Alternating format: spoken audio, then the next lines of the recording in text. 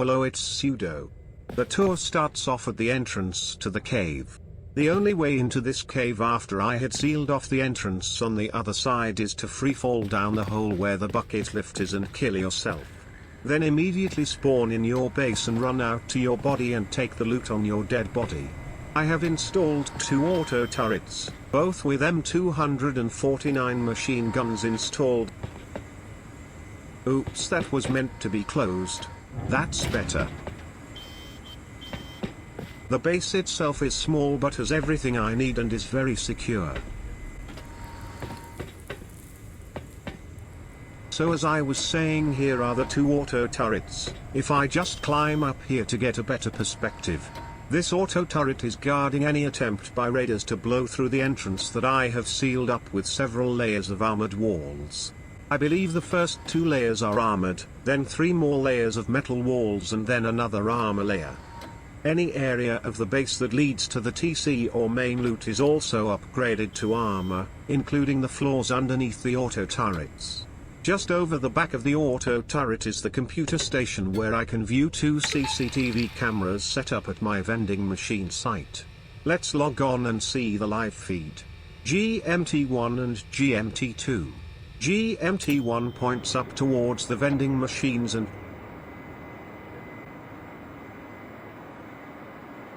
GMT2 points down from the vending machines to the ground area. This will help me monitor any attempts of online raiding of the vending machine. I'll talk more about the vending machine later.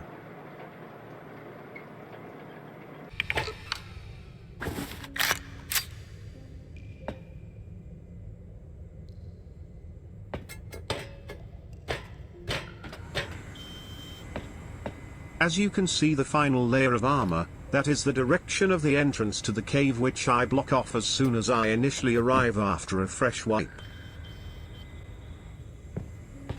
This is where I store most of my loot, except for axe, rocket launchers and snipers etc. Oh, and of course my C4. The boxes in this initial section contain food, construction items, tools and clothing. Various base construction items in here.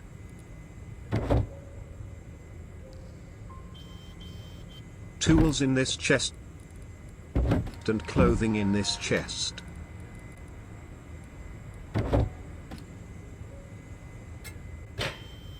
This is the same layer of armored wall as before. All weapons and ammo are in the second secured area, forcing raiders to blow through an extra wall or garage door. In this chest I keep the components. The other 3 chests contain the weapons and ammo I've farmed and acquired from raids. This transmitter I will explain further when we head to the heli base above ground.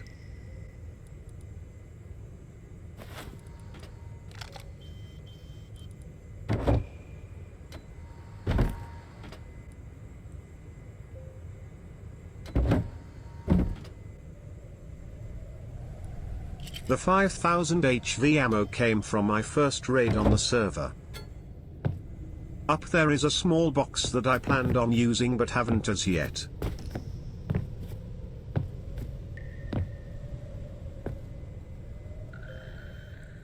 More armored walls.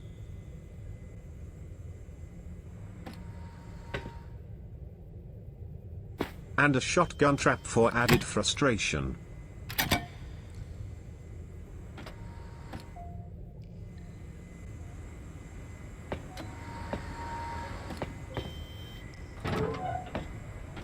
This next section is the crafting station where the level 3 workbench can be found.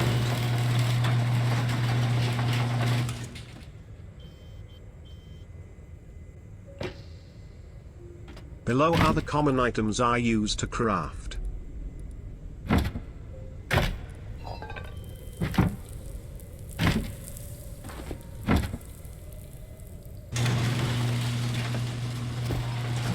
The next area is vital to the security of the cave base. It is where the electrical circuits are, which include 4 fuel generators. As you cannot get an electrical signal down to the cave from solar panels or wind turbine, the only way to generate electricity is by using fuel generators. They are loud.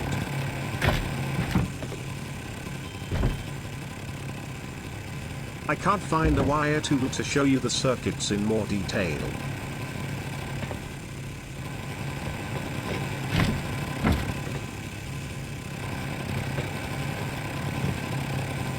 I'm turning these off.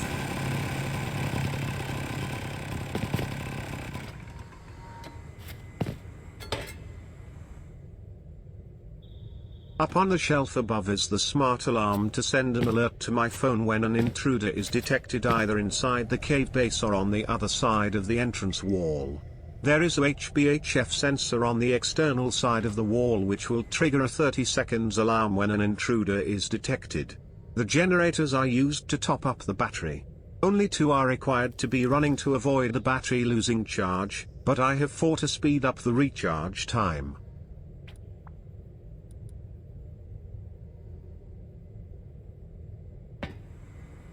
The circuit powers 2 auto turrets, HBHF sensor and alarm lights, plus the alarm speaker and smart alarm. I just manually triggered the alarm and instantly got a notification on my phone. It is on a 30-second timer to try and deter intruders.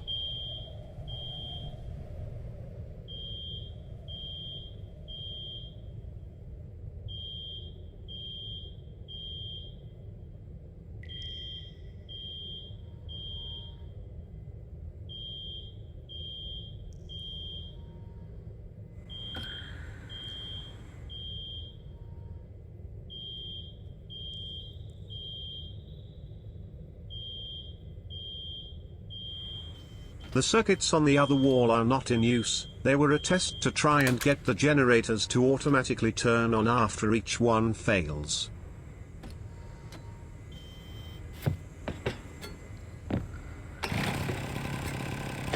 Wow, that's loud. For the purpose of this walkthrough I will leave the generators off. The last area contains the TC and my best loot.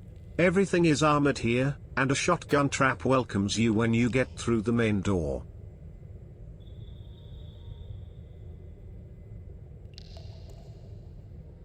This serves as to also destroy the wooden ladder for intruders if triggered.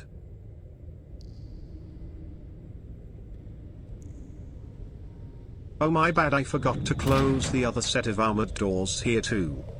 Now the TC is located in a full armored confinement which allows me to access but forces raiders who find it to blast through armored walls to recover the contents of the TC when they destroy it, as the loot will fall to the bottom. Up here in a single box behind garage door where the good loot is. AK-47s, LR-300s, bolt-action rifle and rocket launchers, along with rockets and C4.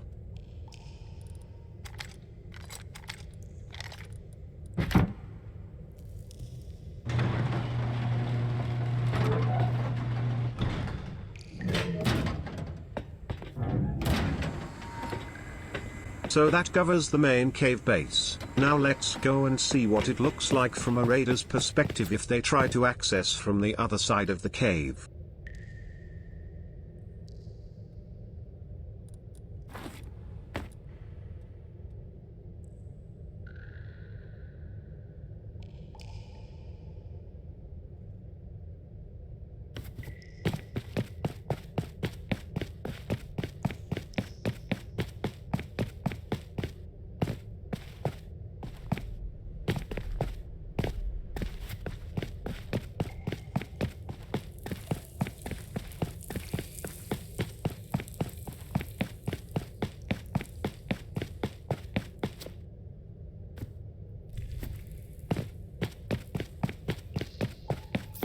And bingo, as soon as an intruder peers round the corner to take an initial look at the cave entrance, the 30 seconds alarm is triggered along with the siren and alarm lights.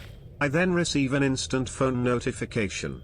The alarm is re-triggered each time a raider is detected by the HBHF sensor.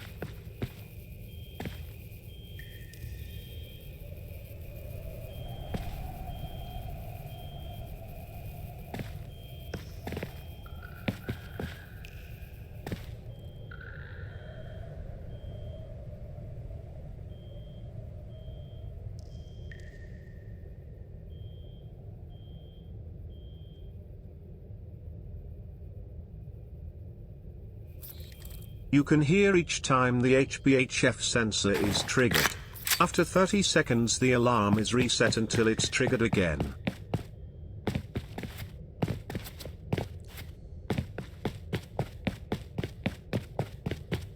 Now outside to the other sections.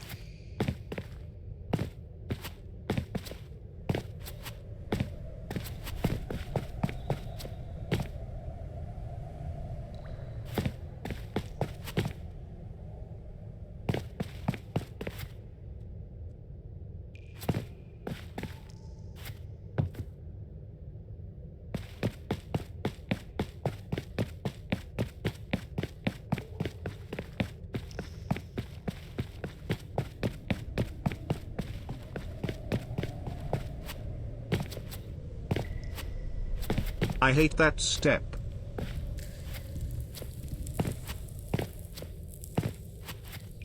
Okay, this area is where I keep my horses and where an oil refinery and large furnace are located. It is secured with a fully stocked auto turret.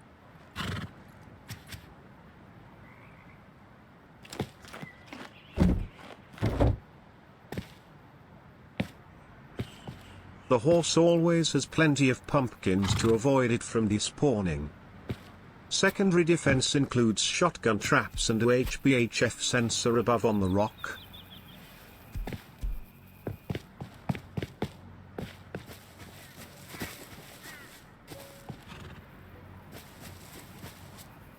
All powered by solar panels with battery backup power during the night.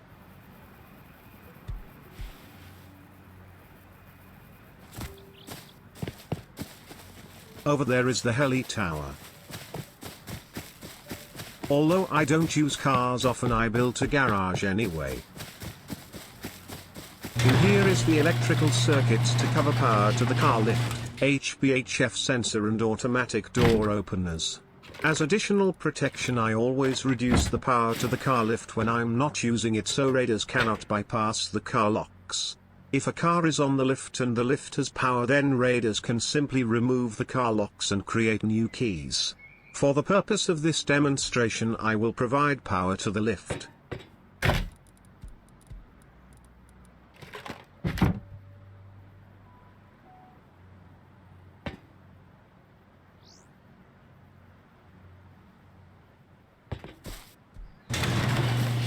As we head around to the front, the HBHF sensor detects my presence and opens both doors.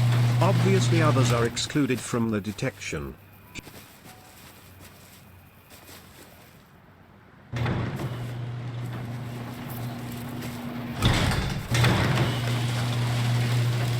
Here is a car on the car lift that has been locked. As you can see, accessing a powered car lift allows raiders to remove car locks, so not good idea to keep powered. This section just has a level 2 workbench and TC.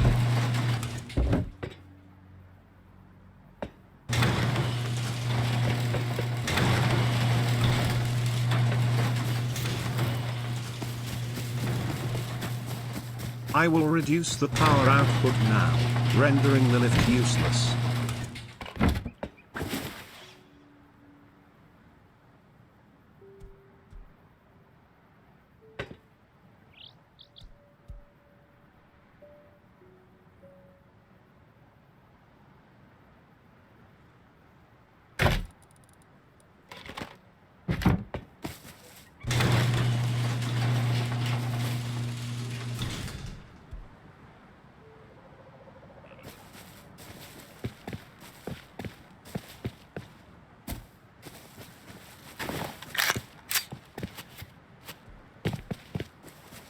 Those are additional solar panels for the bottom turret.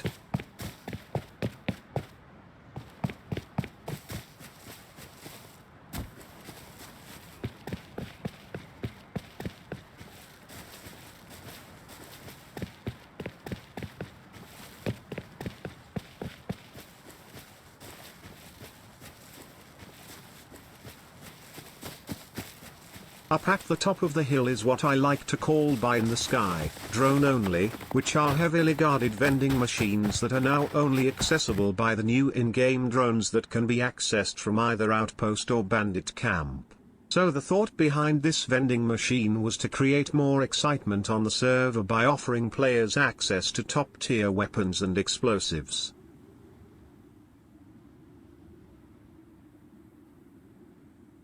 There are auto turrets guarding the bottom of the structure, while a fully stocked surface-to-air missile site is located at the top of the structure to shoot down any players who attempt to access the vending machine by minicopter. Strategically placed around the outside are barbed wire steel barricades. Up the top of the tower are 3 vending machines, although only one is in use at the moment. Now here is the CCTV GMT1 we connected to earlier. And up there is the second CCTV GMT2.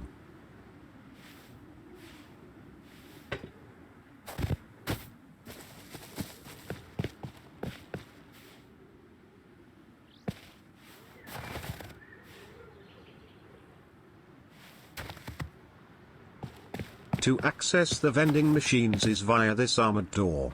The spiral staircase is still twigs so that it will be instantly destroyed by the shotgun turret as soon as raiders enter the door.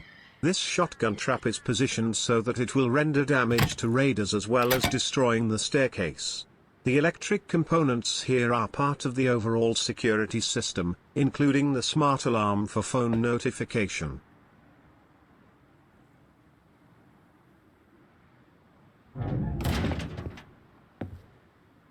Those lights flash when either one of the 2 auto turrets are low on ammo.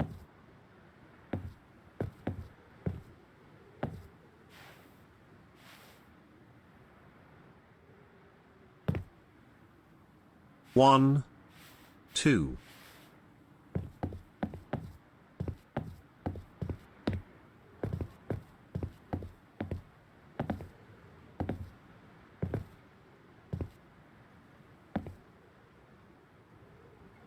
Due to the limitation on height of spiral staircases, I had to create a second staircase to gain additional height.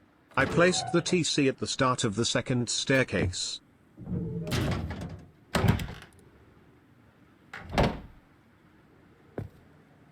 Behind this garage door houses the core electrical circuits.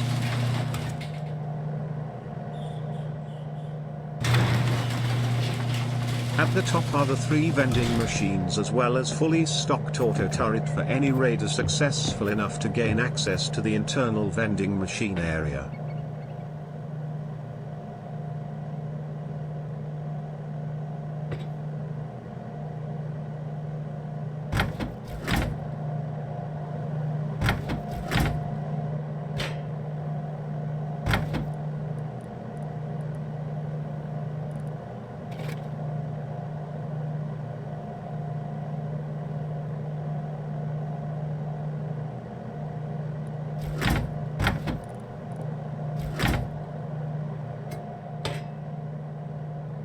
This provides the power up to the SAM site on the roof above.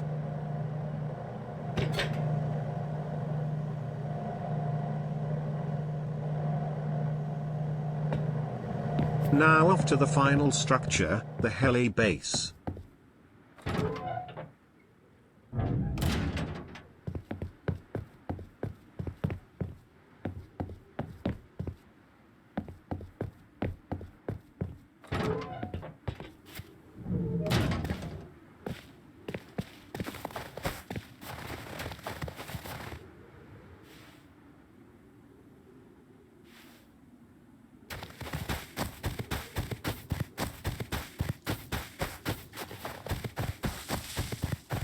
I plan on using this both for a heli base to shoot down the attack helicopter as well as a location to store a minicopter on the roof.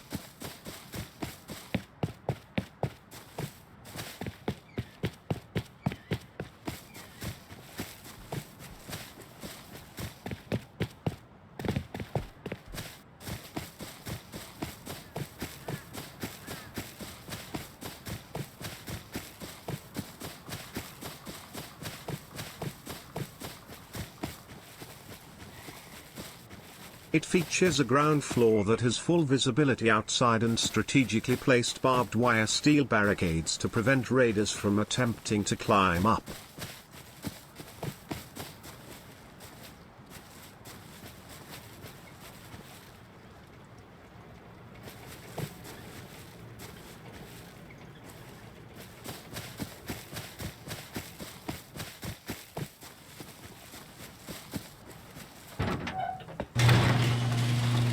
You are instantly welcomed by a HBHF sensor which will alert me via phone notification of raiders.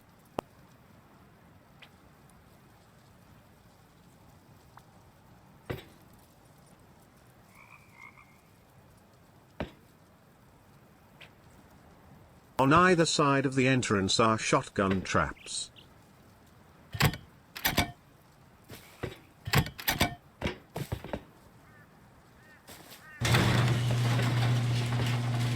In here is the ground floor chest which I will now grab the transmitter. In this area is the TC and electrical circuits for the lift and HBHF sensor.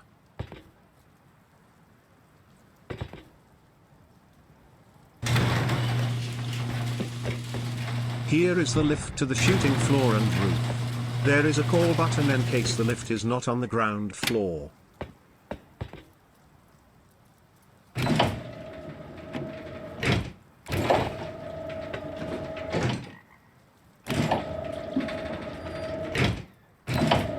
On the 5th floor is the Heli shooting platform. Once again a shotgun trap to welcome anyone not authorized, as well as a second HBHF sensor to safeguard against raiders who attempt to access by climbing through windows. Accessing vantage points to shoot down Heli are found around the floor.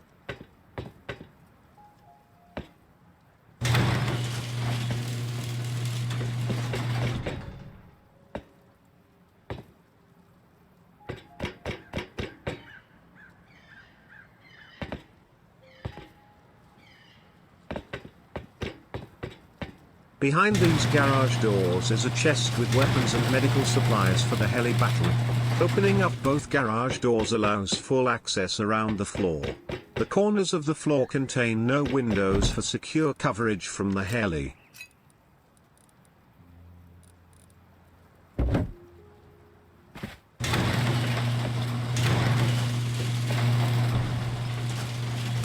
Now we head up to the roof, where I plan on using to store my mini-copter.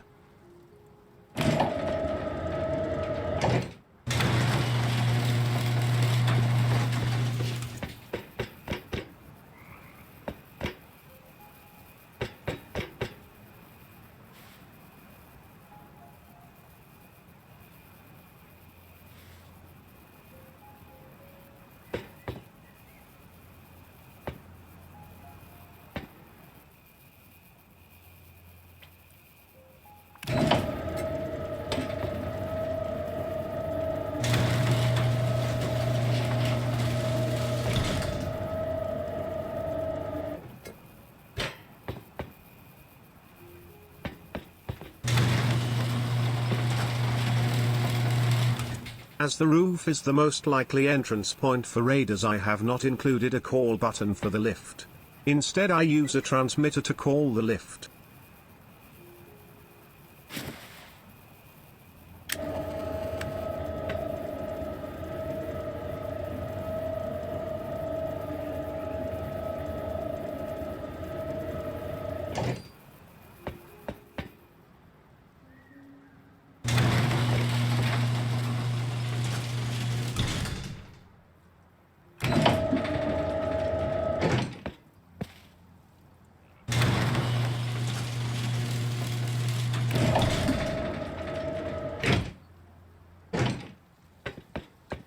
And that completes the walkthrough of some styles of structures I like to use in Rust.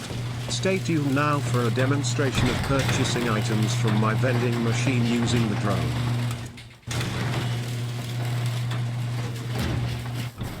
Okay, here we go with the drone vending machine demonstration. I am at Outpost. Now all I have to do is log on to one of these 3 terminals, choose a vending machine and make the purchase. So I scroll over the map until I find my vending machine called buy in the sky, drone only. I am going to make the purchase 100 scrap for 100 scrap and click buy. Now let's try to quickly watch as the drone takes off towards my vending machine. Whoa, it's fast. Okay, we can follow its progress on the map. See the drone icon? As there is a live surface-to-air missile site installed on the top of the vending machine, players cannot access by foot or by helicopter. The only way is by drone. Now the drone seems to take a little while to purchase the item, but after a while you see it start to fly back to Outpost.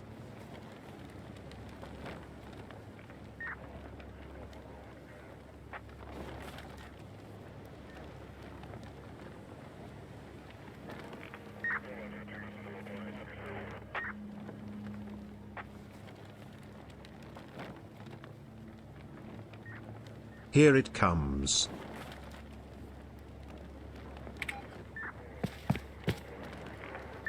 So let's watch it as it flies back.